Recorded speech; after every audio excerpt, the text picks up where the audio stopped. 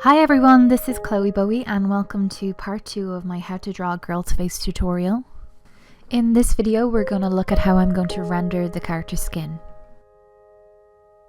So I'm going to start this video by breaking down my colour palette that I'm going to use for the character's skin. You might want to take note that I do avoid using black directly, as I feel that it makes any flesh tones that you've rendered murkier instead of darkening them. What I do like to use instead for shadows is blues and browns to shade or contour the face. As there is a lot of yellow in this character's skin, I'm going to add some pink tones or reds for a blush. And generally with flesh tones I try to stick to primary colours, so if you have a character with more red and brown in their skin tone, you might want to add little touches of yellow or blue and so on. Even though I do avoid black, I do like to use white or even a tinted white to exaggerate highlights in the character's face. So I'm going to begin working in the warm shadows onto the face here, which is kind of like a warm brown. I'm going to draw this in quite harshly and later on I'm going to soften it so you can see exactly what I'm doing. With these shadows I'm going to start to sculpt out the face. When you shade a drawing, what you're doing is essentially tricking the eye that that area you're shading is further away from the viewer, even though you are looking at a two-dimensional picture. Darker areas in drawing look like they're being pushed back and lighter areas will look like they're jumping forward. So the typical areas on the face that you want to look like are sitting deeper on your character's face would be the nose area, the eye sockets, cheekbones, and even a little dip beneath the lower lip just to make her lips look like they're pouting. So now what I'm going to do is create a contrast against these shadows by creating a very soft highlight next to them. I'm not overlapping these dark and light areas, as that would cancel out the optical illusion that I'm trying to create. Instead I'm going to create a new layer with an additional pink tones, and I feel that these round out these areas nicely. Adding some pink to start a base for the lips is the obvious choice here, but I also like to add some pink to the ears, around the eye area and to the cheeks and the nose.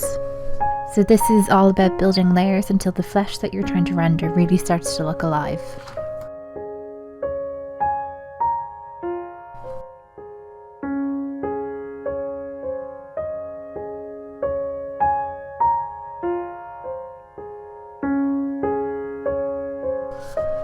So earlier you saw me put in a soft highlight, and now I'm going to go in a second time with a much stronger one. The areas that I'm going to highlight here are areas on the face that I really want to jump out at the viewer, such as the whites of the eyes and the very tip of the nose and so on. One thing I also like to do here is to almost cut the edge of the jaw on the character with a highlight. This allows me to lower the opacity of the line art beneath it, and I think having this allows the character to look a lot more solid and less like a drawing.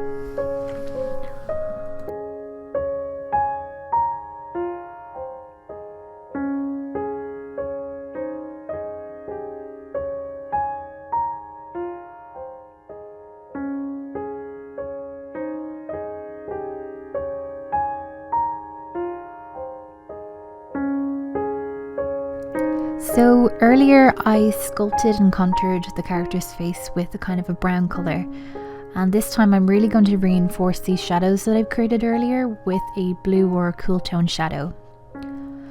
I'm going to be using this in areas that I really want to push back even further and exaggerate them even more than I had beforehand.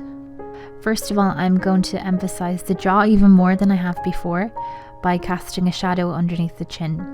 I also want to almost cut the crease of the eyelid and also the very edge of the nostrils even more with this blue shadow, as well as the deepest parts of the character's ears. And I'm also going to exaggerate the softness of her mouth by creating little dimples in the corners of her lips.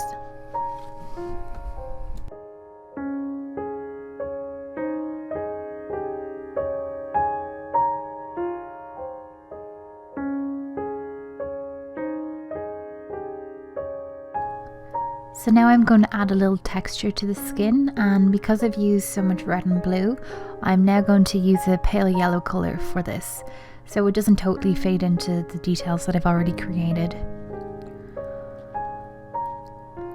I'm going to create a very light spattering just to hint at some pores, and I'm also going to add just a few freckles and marks in the skin.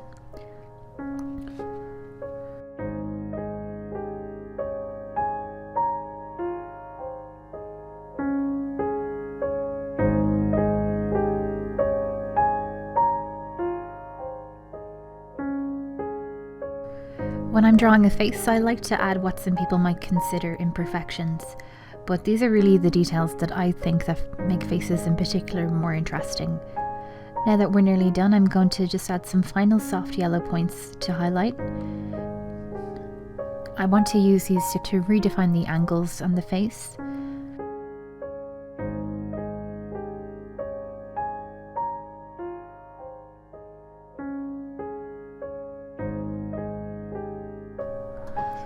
And then finally I'm going to add some pigment to the eye, as well as a kind of glossy shine. And I'm going to define the brows as well as the hairline.